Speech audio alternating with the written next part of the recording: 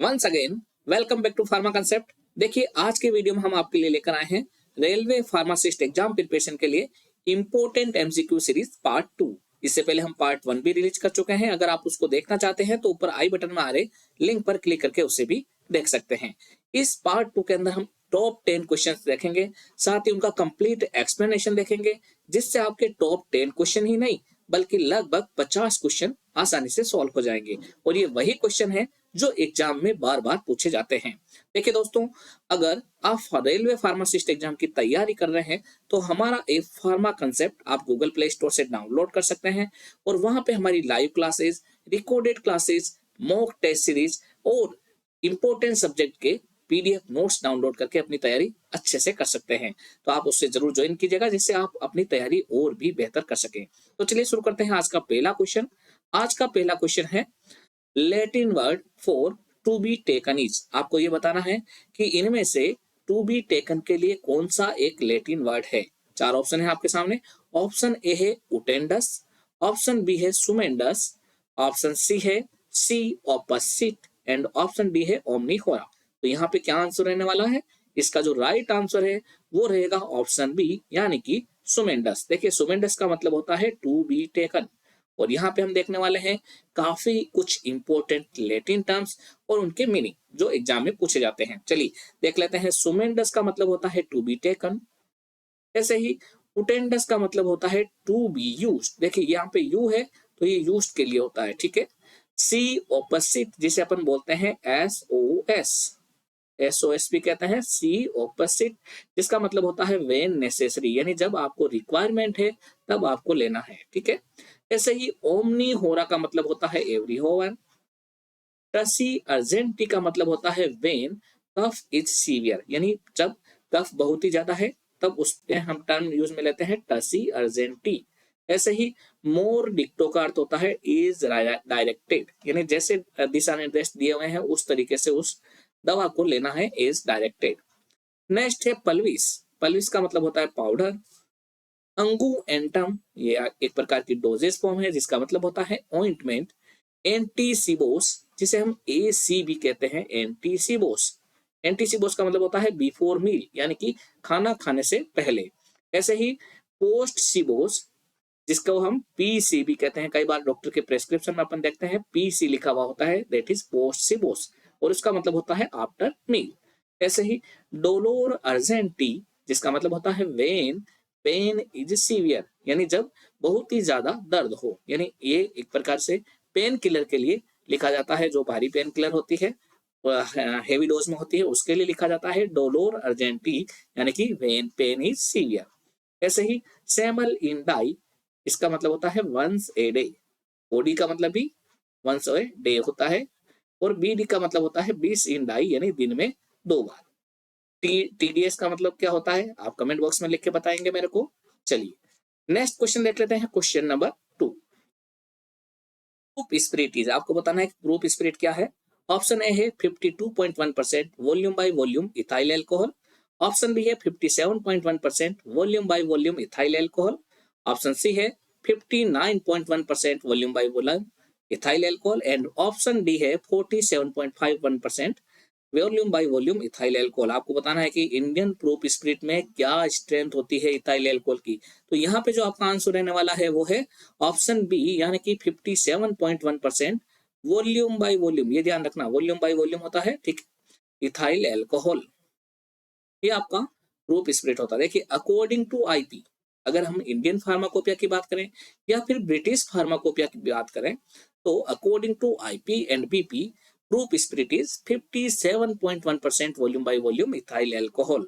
अगर मान लो कुछ भी मेंशन नहीं कर रखा है क्वेश्चन में, तो आपको हमेशा आईपी के अकॉर्डिंग ही उसका आंसर देना है। जैसे कि यहाँ पे कुछ भी मेंशन नहीं कर रखा है तो यहाँ पे आप आंसर कैसे देंगे? आईपी के according. And according to USP, अगर एग्जाम में यूएसपी लिखा हुआ है तो यूएसपी के अकॉर्डिंग आपको आंसर देना है। According to USP proof spirit is 50% volume by volume ethyl alcohol. चलिए ये क्वेश्चन भी हो गया सॉल्व। यूएसपी में 50% होता है जबकि आईपी और बीपी में 57.1% होता है। अगला क्वेश्चन देख लेते हैं। Question number 3, abnormal reaction to a drug other than expected pharmacological action is called. आपको बताना है कि किसी भी ड्रग का एबनॉर्मल रिएक्शन, यानी हम चाहते हैं कि ये एक्सपेक्टेड फार्माकोलॉजिकल तो एक्शन तो ऐसा होना चाहिए, बाकी उसके अलावा कोई एबनॉर्मल रिएक्शन हो जाए तो उसको क्या कहते हैं। ऑप्शन ए है सिनर्जिज्म, ऑप्शन बी है एंटागोनिज्म, ऑप्शन सी है आइडियोसिनक्रेसी एंड ऑप्शन डी है टेकीफाइलेक्सिस। देखिए यहाँ पे ये चारों टर्म में आपको बताने वाला हूँ किसका अर्थ क्या होता है, क्योंकि यहाँ से क्वेश्चन कई बार एग्जाम में पूछा जाता है। अगर आपको इसमें से कंफ्यूजन है तो वो कंफ्यूजन अभी आपका दूर होने वाला है। चलिए, इससे आगे में बढ़ने से पहले मैं एक बार फिर से बता देता हूँ, अगर आप रेलवे फार्मासिस्ट एग्जाम या फिर किसी भी फार्मासिस्ट एग्जाम की तैयारी कर रहे हैं तो आप गूगल प्ले स्टोर से हमारा एक फार्मा कंसेप्ट डाउनलोड करें और वहां पे हमारी live classes, recorded classes, test series, important notes को डाउनलोड करके अच्छे से अपनी तैयारी कर सकते हैं, वो भी 40% डिस्काउंट पर। चलिए अगला क्वेश्चन देखते हैं। क्वेश्चन नंबर नहीं, इसी का आंसर देख लेते हैं। देखिए यहाँ पे जो आंसर रहेगा क्वेश्चन नंबर 3 का, वो रहेगा आइडियोसिनक्रेसी। आइडियोसिनक्रेसी का मतलब होता है ऐसी एबनॉर्मल रिएक्शन जो कि ड्रग के द्वारा होती है other than expected pharmacological action, उसको हम बोलते हैं आइडियोसिनक्रेसी। चलिए हम बात कर लेते हैं सिनर्जिज्म का मतलब क्या होता है। सिनर्जिज्म में दो चीजें होती है, supra additive effect and additive effect. मान लो कोई दो ड्रग आपस में मिलके 1+1, यानी मान लो एक ड्रग का एक्शन 1 है, दूसरे का एक्शन भी 1 है, अगर वो दोनों जब कंबाइन कर देते हैं तो उनका एक्शन 2 से भी ज्यादा हो जाए तो उसको अपन बोलते हैं सुप्रा एडिटिव इफेक्ट।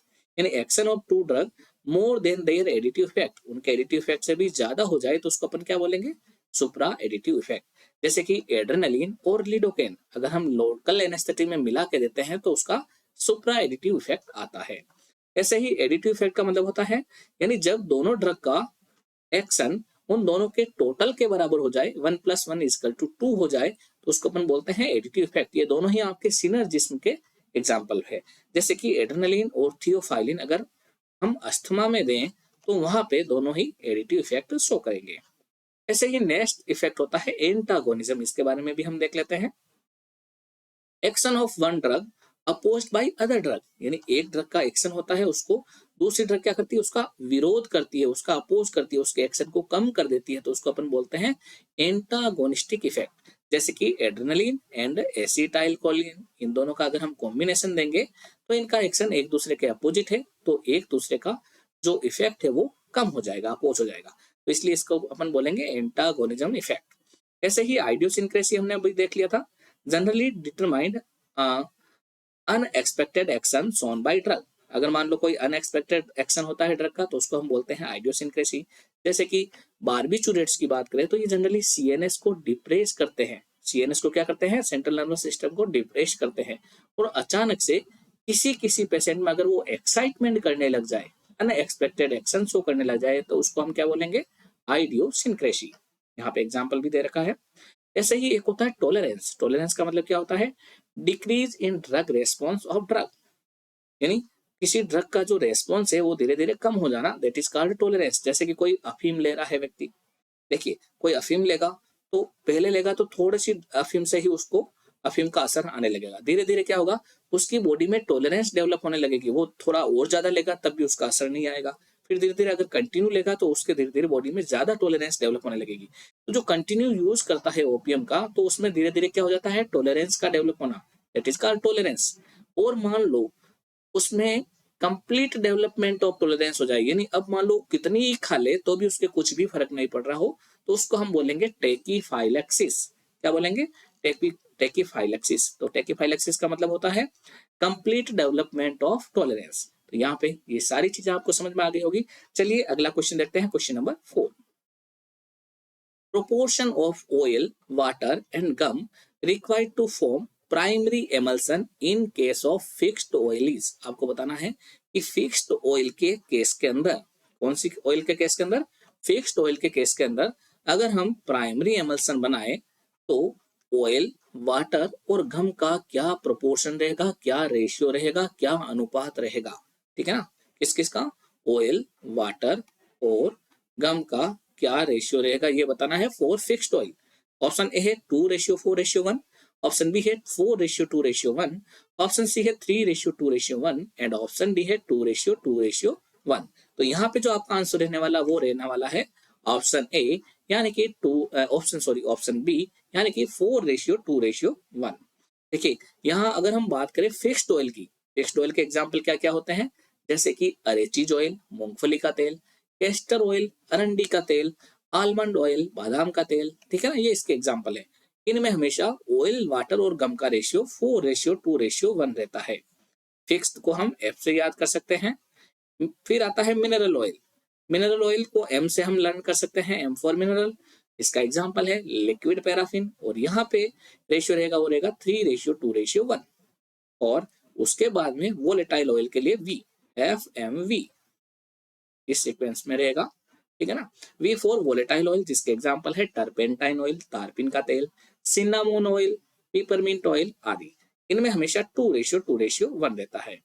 तो FMV इसको हम याद रख सकते हैं 4:3:2, इसका ऑयल का रेशियो। बाकी 2:1 लिख देना, 2:1:2:1:2:1, ठीक है ना। तो इस सीक्वेंस में याद रखना, फिक्स के लिए 4, मिनरल के लिए ऑयल होता है 3 एंड वोलेटाइल के लिए ऑयल होता है 2। चलिए अगला क्वेश्चन देखते हैं, क्वेश्चन नंबर 5। वान अर्क टेस्ट इज यूज्ड फॉर, आपको बताना है कि इनमें से वान अर्क टेस्ट किस लिए यूज किया जाता है। इसके लिए कौन से एल्कलॉइड के लिए वान अर्क टेस्ट यूज में लिया जाता है।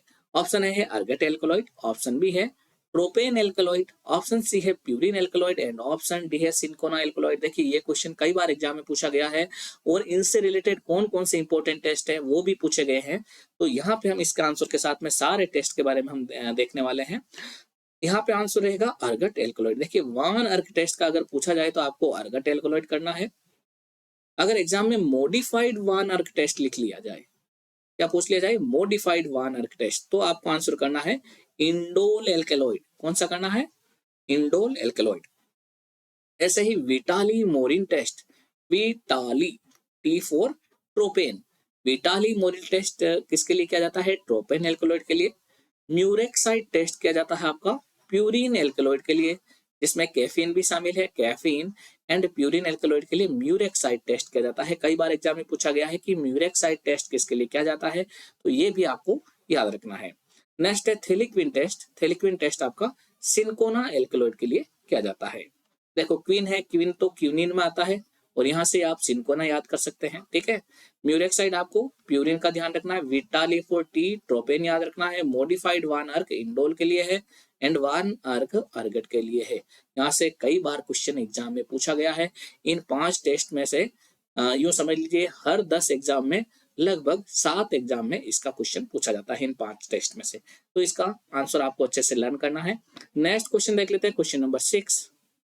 इससे पहले मैं आपको फिर से बता देता हूँ, नेक्स्ट क्वेश्चन में जाने से पहले, रेलवे फार्मासिस्ट एग्जाम का बैच मात्र 1499 रुपए में, जिसपे 40% और डिस्काउंट अब मिल रहा है आपको, यानी कि ये मात्र आपको लगभग 900 रुपए में पड़ने वाला है, जिसमें recorded live classes, 3000 imported MCQs, e notes, साथ ही साथ मॉक टेस्ट, वीकली टेस्ट, सब कुछ आपको मिलने वाले हैं।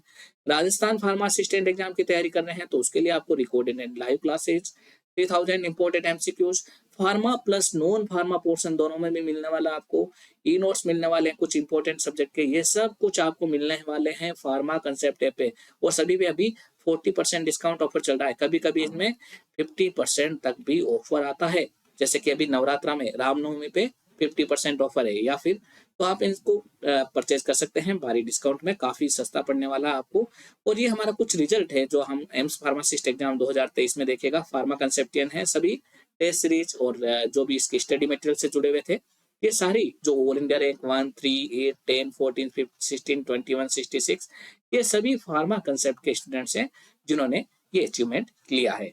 तो आप भी फार्मा कंसेप्ट से जुड़ सकते हैं और इसी तरीके से अपनी तैयारी और भी बेहतर कर सकते हैं। चलिए अगला क्वेश्चन देखते हैं, क्वेश्चन नंबर 6।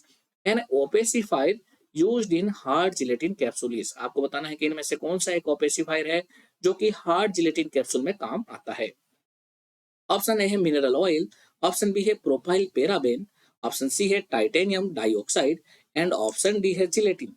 तो जल्दी से बताइएगा इनमें से कौन सा एक ओपेसिफायर है जो कि हार्ड जिलेटिन कैप्सूल में काम आता है। यहाँ पे क्या आंसर होने वाला है, यहाँ पे जो राइट आंसर रहेगा वो रहेगा ऑप्शन सी, यानी कि टाइटेनियम डाइऑक्साइड। काफी इंपॉर्टेंट क्वेश्चन है, TiOT भी कहा जाता है टाइटेनियम डाइऑक्साइड को, ठीक है ना, यहाँ पे TiOT भी कहा जाता है, इसको आप ध्यान रखिएगा। हार्ड जिलेटिन कैप्सूल के अंदर जो ओपेसिफायर एजेंट है जिससे कि हार्ड जिलेटिन कैप्सूल का जो अंदर का मटेरियल है वो बाहर से अपन को हल्का हल्का दिखाई देता है, उसको हम बोलते हैं ओपेसिफायर एजेंट। टाइटेनियम डाइऑक्साइड मिलाने की वजह से सब कुछ ऐसा होता है। देखिए, कैप्सूल की जो सेल होती है वो जिलेटिन से बनी हुई होती है। हार्ड जिलेटिन कैप्सूल की बात करें तो इसकी जो ब्लूम स्ट्रेंथ होती है ये भी कई बार एग्जाम में पूछी गई है। 150 से लेके 250 ग्राम ब्लूम स्ट्रेंथ जिलेटिन की होती है। इसके अंदर iron content less than 15 parts पर मिलियन रहता है। अगर हम प्लास्टिसाइजर की बात करें तो प्लास्टिसाइजर के रूप में इसमें sorbitol, glycerine and propylene glycol रहता है। ये भी कई बार एग्जाम में पूछा गया कि कौन सा प्लास्टिसाइजर हार्ड जिलेटिन कैप्सूल के लिए काम में लिया जाता है, तो sorbitol, glycerine and propylene glycol. Preservative के लिए methyl paraben and propyl paraben काम में लिया जाता है। ओपेसिफायर के लिए titanium dioxide and flavouring agent के लिए इथाइल वेनिलीन काम में लिया जाता है। यहाँ से क्वेश्चन कई बार पूछा जाता है। आयरन कंटेंट का क्वेश्चन भी कई बार पूछा गया है, 15 पार्ट्स पर मिलियन से कम आयरन होना चाहिए। और ब्लूम स्ट्रेंथ का भी पूछा गया है। ब्लूम स्ट्रेंथ हमेशा जिलेटिन की होती है और हार्ड जिलेटिन कैप्सूल में जो ब्लूम स्ट्रेंथ होती है जिलेटिन की वो 150 से लेकर 250 ग्राम तक होती है। चलिए अगला क्वेश्चन देख लेते हैं। Question number 7, tick the incorrect pair of stomata. जो भी स्टोमेटा यहाँ पे दे रखे हैं उनमें से कौन सा पेयर गलत है वो आपको बताना है।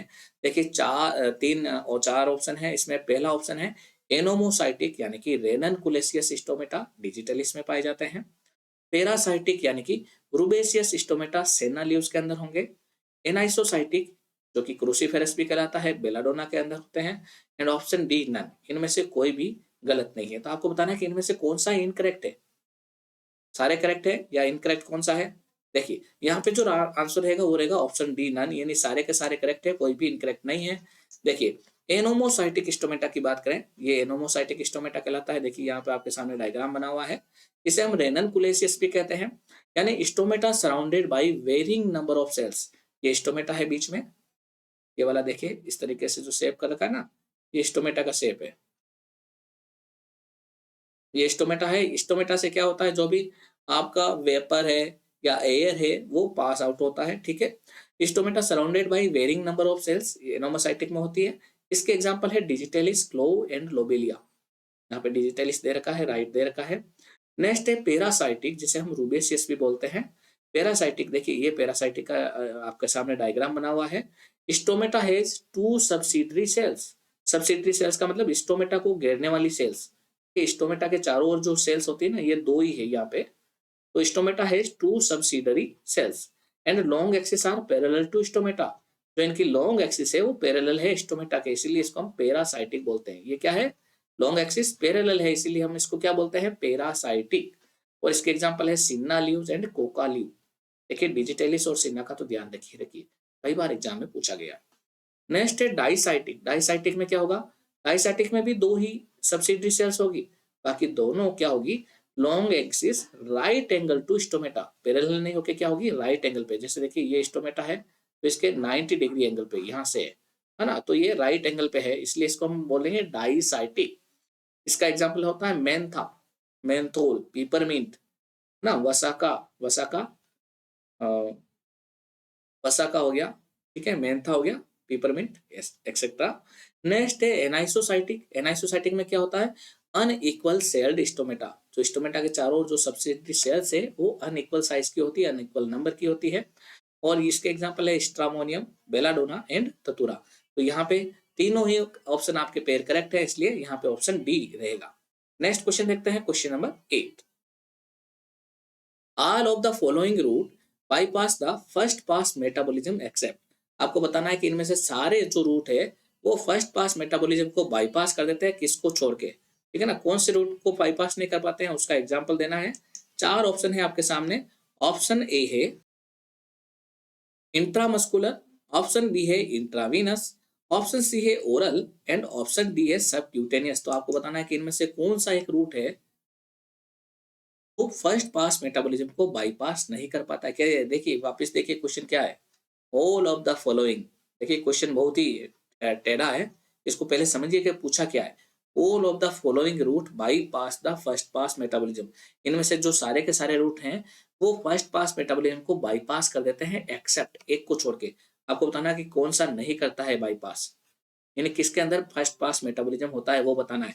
तो यहाँ पे आपका आंसर रहेगा ऑप्शन सी, यानी कि ओरल रूट। ओरल रूट एकमात्र ऐसा रूट है जिसके अंदर फर्स्ट पास मेटाबॉलिज्म होता है इन चारों में से, ठीक है ना। इसके अलावा रेक्टल रूट भी होता है जिसमें 50% ड्रग बाईपास कर जाती है फर्स्ट पास मेटाबॉलिज्म के, ठीक है ना। और आईवी रूट होता है ना, इस रूट से अगर कोई भी ड्रग देते हैं तो उसकी बायो अवेलेबिलिटी 100% रहती है। ये क्वेश्चन भी कई बार पूछा गया है। बायो अवेलेबिलिटी 100% कौन से रूट से रहती है, तो इससे रहती है आईवी रूट से। बायोअवेलेबिलिटी का मतलब क्या होता है, drug reaches in systemic circulation. इस ड्रग कितना, extent of drug reaches into systemic circulation in unchanged form, बिना कुछ चेंज हुए अगर ड्रग सिस्टेमिक सर्कुलेशन में, ब्लड सर्कुलेशन में पहुंचती है तो कितने एक्सटेंट में, कितनी मात्रा में पहुंचती है बिना चेंज हुए, उसको हम बोलते हैं बायो अवेलेबिलिटी। और इंट्रावेनस रूट आईवी रूट से 100% ड्रग पहुंच जाती है बिना कुछ चेंज हुए सिस्टेमिक सर्कुलेशन में, इसलिए आईवी रूट से 100% बायो अवेलेबिलिटी होती है। चलिए अगला क्वेश्चन देखते हैं, question number 9। An example of sulphur containing amino acids. देखिए काफी बार पूछा गया है, आपको बताना है कि इनमें से कौन सा एक example sulphur containing amino acid का है। ऑप्शन ए है सिस्टीन, ऑप्शन बी है सेरीन, ऑप्शन सी है टायरोसिन एंड ऑप्शन डी है सिस्टाइन। आपको बताना है कि इनमें से कौन सा एक सल्फर कंटेनिंग अमीनो एसिड का एग्जाम्पल है। Cystine, serine, tyrosine and cysteine. देखिए यहाँ पे कंफ्यूजन यहाँ से होता है कि ये सिस्टाइन और सिस्टीन इन दोनों में से कौन सा है ना। अमीनो एसिड का पूछा है, आपको इसका ध्यान रखना है अमीनो एसिड कौन सा है। आप कई बार क्या होता है कि आपको मालूम तो होता है, बाकी स्पेलिंग की वजह से यहाँ पे आप आंसर गलत कर देते हैं। तो मैं इसके बारे में आपको बता देता हूँ कि सल्फर कंटेनिंग अमीनो एसिड दो होते हैं। कौन कौन से होते हैं, cysteine and methionine. Cysteine and methionine ये दो सल्फर कंटेनिंग अमीनो एसिड है। फिर ये सिस्टीन क्या है, देखिए सिस्टीन कब होता है, जब एक सिस्टाइन दूसरे सिस्टाइन से मिलता है तब क्या बनाता है, सिस्टीन। यानी it is dimer of cysteine, is dimer of amino acid. ये खुद अमीनो एसिड नहीं है, दो अमीनो एसिड का मिक्सचर है, यानी आपस में जब दो जुड़ते हैं तब आपका सिस्टीन बनता है।